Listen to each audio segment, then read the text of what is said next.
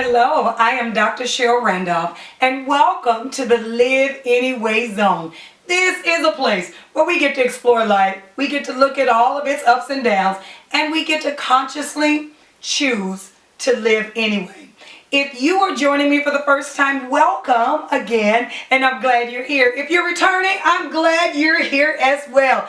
And I will ask, if you have not subscribed to this channel, please do so that you can stay abreast of all of the things that's happening right here in this place. Well, tonight's episode is about exposing the lies. That's right. Life will dish some lies to you, whether it's from people, from situations or circumstances, from mistakes or from your past.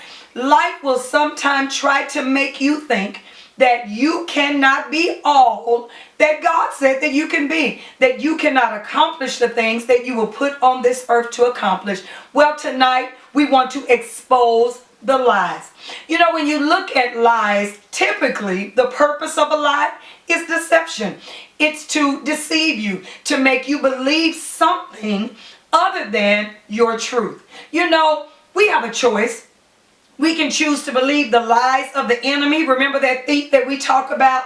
He not only wants to deceive you or to steal from you, he wants to fool you. He wants to make you think that life is not going to be what you know it can be. So we can choose to live in his lie, or we can choose to live in the truth that God has about us. I encourage you to live in your truth. Now, will this be easy? No, most things aren't, but it's worth the effort that you put into it. Because again, the enemy does not want you to see yourself the way God sees you. He wants you to see yourself based on what has happened to you in your past. He does not want the greatness that's in you to come out of you. See, that's the thing. The enemy knows that great things are ahead of you, and if he can keep you stuck in your past, or stuck in your mistakes, or stuck in whatever happened in your life, and not realize that that's not the end of your story, that there is so much more in front of you if you choose it. That's why we have to push every day. We have to make decisions every day. Do I just stay here, or do I move forward? You know, one of my favorite scriptures is, "So a man thinketh, so is he." Lies want to attack your thought process, and it wants to attack your heart. Because if you can't think any better, then you won't do better and you won't have better. But if you see yourself beyond what you've gone through or what you've experienced, then you can see yourself moving forward. And that is the challenge, that see yourself in the next place. Because if the truth be told, we're all going to make mistakes. There are times that we just won't get things right. But just because you fail, I said that in another episode, does not make you a failure. Just because you mess up does not mean that you have messed up your future or your destiny. If you can just get up and expose the lie for what it is, when the devil comes and say that you're not going to be able to walk this life on your own if you've experienced a divorce, tell him he's a liar. If he comes to tell you, well, you lost that job, so you're not going to get another one, you are a liar.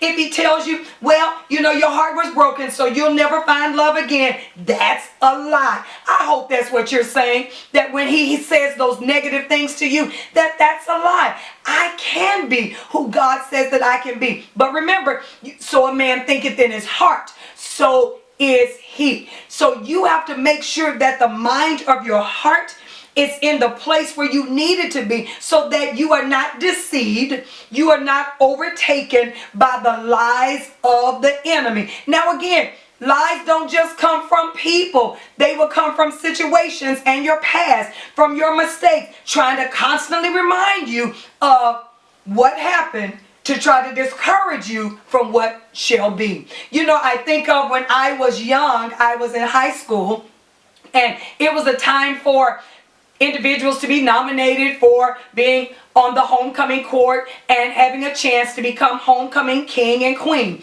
Well, my name was put into the hat and I was so thrilled. But then there were girls who started saying, she is not going to be homecoming queen. I don't even know why anybody would think that she would be eligible. Well, the reason they said that is because I'm a pastor's kid. I'm a church girl. So on Friday nights when individuals were at football games, I was typically involved in a church activity. But they thought that being a regular attendee at football games was a prerequisite. I said, why must that be, something that's required in order to be a homecoming queen? I make good grades. I go to school, do what I'm supposed to do. I have a good group of friends, I make the effort to communicate with my teachers and, to just really be a positive contributor to the environment. Now, to me, that was enough for me to qualify to be homecoming queen. But again, they kept saying, no, she doesn't come to football games. That's the little church girl. She is not going to be homecoming queen. And I remember that night when we arrived at the football game and we were ready to walk out on the field. So they were announcing those that were part of the homecoming court, and they began to work their way up to the queen, or the one that would be the homecoming queen of the night. And when we got to that part, they said, and the homecoming queen for 1986 is Sheryl K. That's my maiden name. And I could not believe it. People started clapping and they started cheering. I started crying because I said, it really happened. I am really the homecoming queen. Now, let me tell you two things that really hit my heart that night. Number one, because being homecoming queen was a pretty big deal. But number two, because I found out that night that what people say about you does not have to be true. That the lie can be exposed if you just keep believing that you can, and then do the necessary things that need to happen in order for you to achieve what you're trying to achieve. I'm telling you, I just look back at those pictures and I say, yep, that was a time where I exposed the lies. And so in my life, I try to develop a habit that if someone says something cannot happen and I believe it can because I'm standing in God's truth, then I just expose it. I bring it to the forefront. See, because the enemy will, I say it again, will try to keep you trapped in your story. There are sometimes the enemy tells me, you know what, because this happened to you, you're not going to be able to do the next thing. Well, I know that kingdom assignment is on my life, and just because things happened in my past does not cancel my assignment. Here we go though, unless I allow it to. Sometimes we allow ourselves to not accomplish what we know we can. We self-sabotage because we choose to believe the lie of the enemy. Well, I want to encourage you, don't believe it, expose it. Say, yes, that happened in my life. Yes, that was me, because the enemy will try to trap you in your story. Instead of being trapped in your story, stand on your story.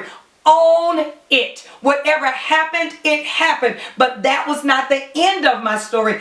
I choose to keep moving ahead so that I can have what God said I can have. I can be who He said I can be, and I can do what He said I can do. That takes effort. What is the effort? Exposing the lie. So remember, when He says you can't, you say, I can. When He says not going to happen, you say, yes, it is going to happen. When He says you can't do that, you say, it's actually going to happen. Why? Because you stand on your story. You are not swallowed up. You are not stuck in it. You own it. And you expose the lie. And the best thing that can happen is that you become what you want to become anyway.